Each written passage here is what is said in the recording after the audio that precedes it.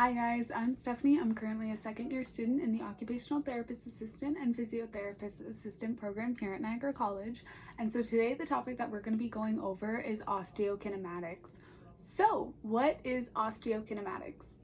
So osteokinematics is the gross movement of the bone at the joint. So this includes all of our major movements such as flexion, extension, abduction, adduction, as well as internal and external rotation. So I know when I was in first year, the way that we were taught our osteokinematic movements and how it really helped us remember them was every day before class we would go through all of our osteokinematics of our entire body. So that's what I'm going to be doing for you today. And I'm just going to be showing you what each of these movements look like and also little tips and tricks on how to remember them. We're going to be starting on the head and the neck. So with the neck, we can do flexion, so chin down to the chest, extension, looking up to the ceiling. We can do side bending to the left, side bending to the right, circumduction. This movement includes abduction, adduction, as well as flexion and extension. And we can also do protraction, which is sticking our chin outwards, and then retraction, which is bringing it back and in.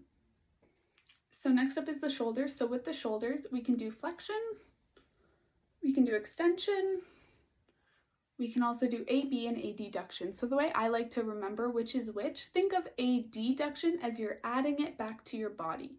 So think of it in regards to a jumping jack. So in a jumping jack, you're going to be bringing your arms up, which would be your abduction, and then bringing them back down to your body, which would be your adduction, since you're adding them back to your body.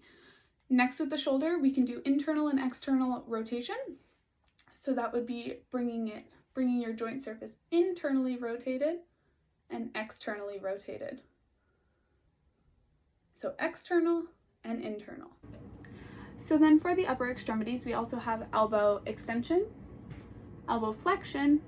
We also have wrist flexion, wrist extension, and then we deal with ulnar and radial deviation.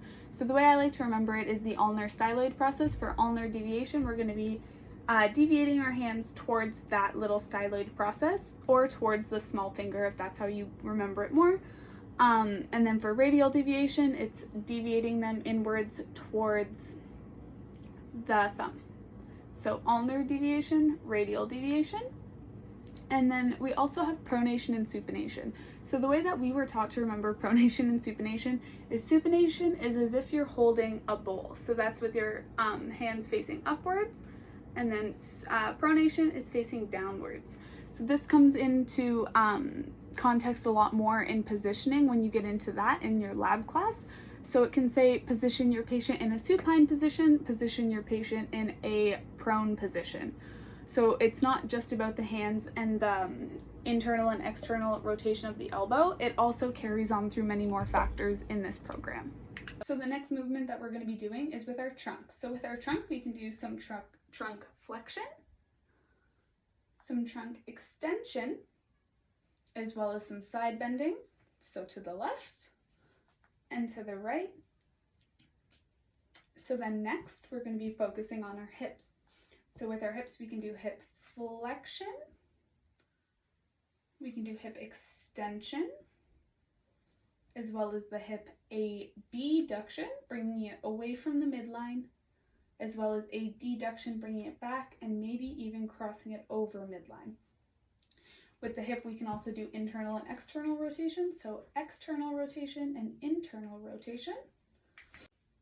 Following the hip, we have the knees. So with our knees, we can do knee flexion, which would be this, extension, which would be that, so your leg is straight. So then with our feet, for flexion and extension, they're referred to as dorsi and plantar flexion.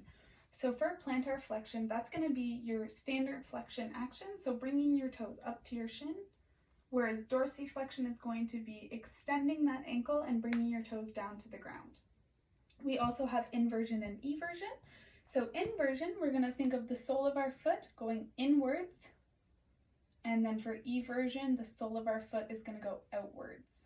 So now that we've gone over all the major gross movements of our bodies and the osteokinematic movements, I hope this helps you with a little bit of clarity regarding the topic, and hopefully this will be a good tool that you can look back on to fine-tune your skills throughout the rest of the semester. Good luck, guys!